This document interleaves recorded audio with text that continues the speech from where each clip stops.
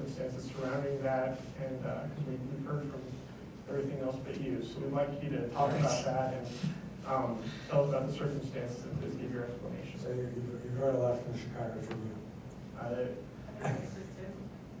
I've been reading many reports, and I've encouraged students to read everything out there. Right. And right. especially hear from the candidate himself. Sure. That's the elephant in the room. So Yes, sir. All right, that's fair enough. You know, this is something that in many ways had been going on for a number of years at the institution. I think the legislative people didn't report directly to me, but in fact, we have a system where there's a chancellor on each campus and a president for the system. And the legislative people were reporting it to him. It turns out they were going directly to the colleges and pushing to get candidates in. I mean, the world, you know, we live in a public world. We are subject to political pressure. I think where things really increased under the two previous governors was to have a board of trustees that was more beholden to the governor, and also reaching in ways that were not particularly comforting. And for me,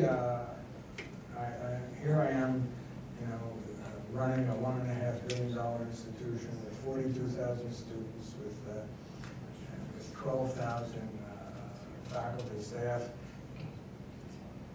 I've been in the Oval Office with President Bush as a member of his Science Advisory Council, and I didn't feel it was actually within my power to really say no, if you will. And but the other side of that is, you know, you understand that students get into the university based on a variety of things, which would include the fact that if you're a music student, it might be because you play a mean horn, and your ACT is good but not great, or your GPA is good but not great. So that's a different data point. Or athletes who come here with acceptable ACTs, but they get here because they're great athletes, or the president of the Future Farmers of America who gets in because he or she is, you know, they're going to give back to the community. And it's important to graduate leaders. And, you know, honestly, at some level, I began to think of, you know, friends of the university asking, it's just one more data point. At the end, you know, that's not right.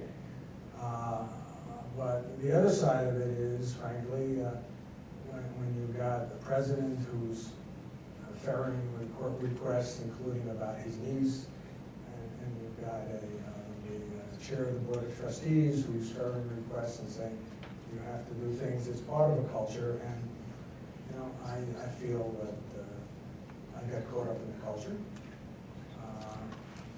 and it was a mistake, if you will. I could have walked away. I said no to a lot of things. Certainly, in the previous instance when I was provost, I was asked not to appoint an assistant professor because he made a movie about some of, which included some board of trustees members, and I told him to get lost. Okay, but at the end of the day, you know, I suppose what doesn't kill you makes you stronger. And I'm stronger and wiser now, and I think I've learned a lot from this experience. And you know, I just hope to be judged on the fullness of my record, which includes some of the movement in ethnic studies, includes a substantial record of fundraising, and including from a gift from a non-alum of $14 million for a Center for Brazilian Studies, which I'm fond of teasing my friends in engineering. That's like $140 million for engineers. And an ability to internationalize the institution. And I know that this is an institution that is working hard in that very same arena. So I think when I was a mathematician, I felt I was judged on my best papers, not on my worst.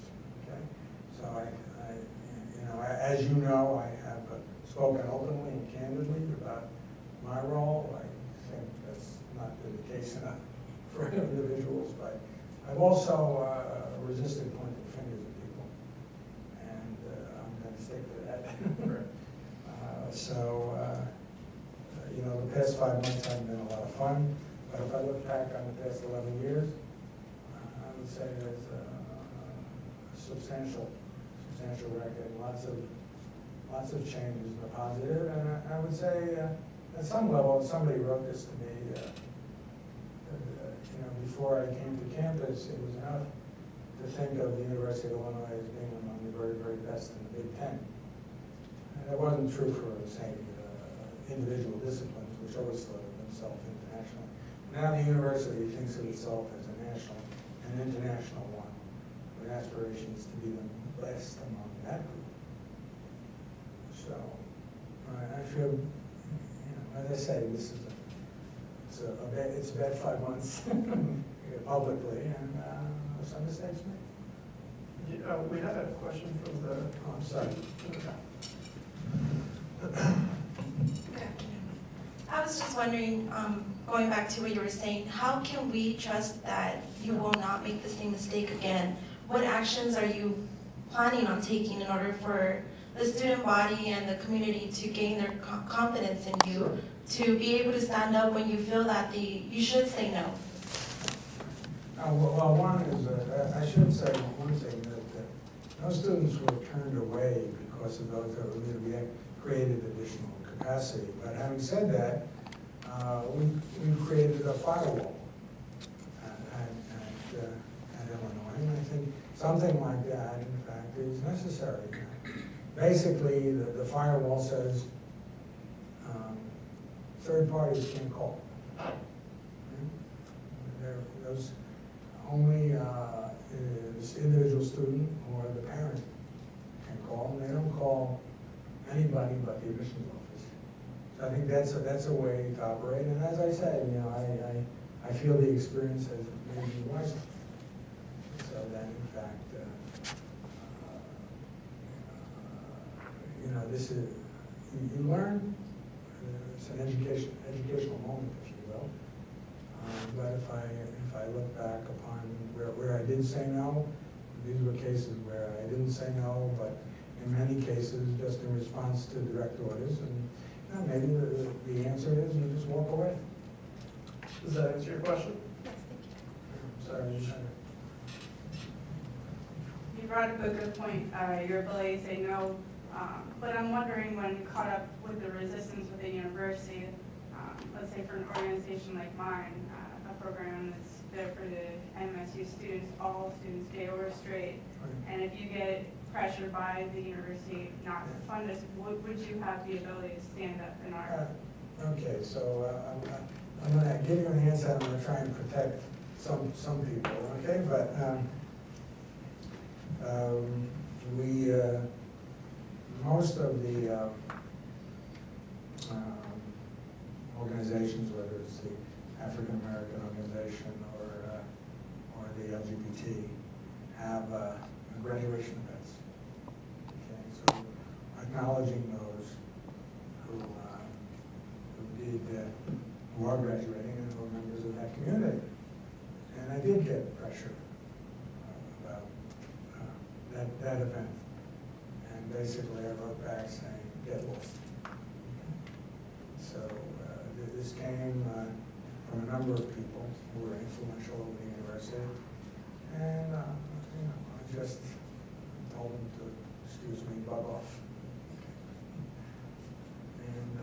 And but you're right. Every you know, public university, but everything we do at universities is closely watched, not just by us, by the legislators, by the press, and by the entire community.